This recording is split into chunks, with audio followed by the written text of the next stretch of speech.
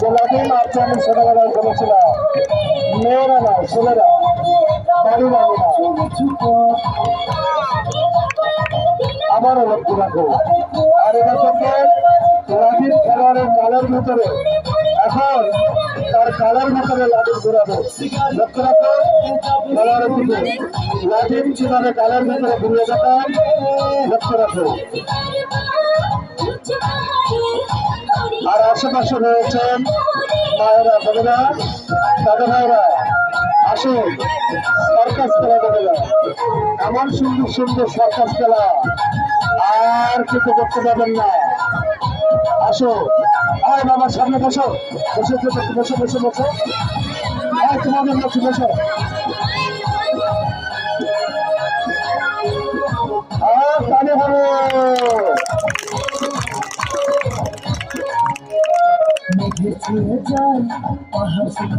ঠিক আছে।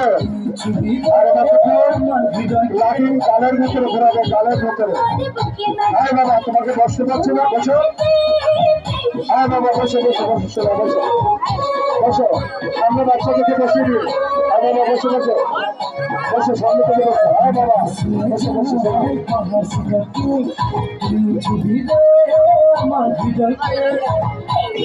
তাহলে কোথায় দর্শক লাঠির খেলোয়াড়ের গালের ভিতরে লাঠির গালের ভিতরে ঘুরিয়ে দেখালো। আবারও লক্ষ্য রাখো।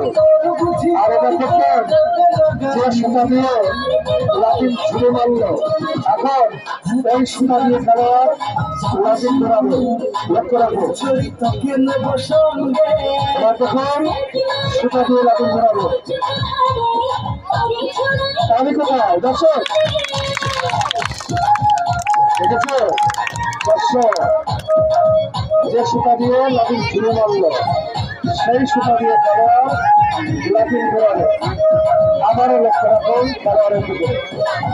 আর এবার দেখবেন তার কাপের সাহায্যে এখন তার কাপ দিয়ে লাঠির ঘোরাবে খেলোয়াড় কাপের সাহায্যে। লক্ষ্য রাখুন, এখন কাপের সাহায্যে লাঠির ঘোরাবে। এখন লাঠি আছে তাহলে কোথায় যাচ্ছে?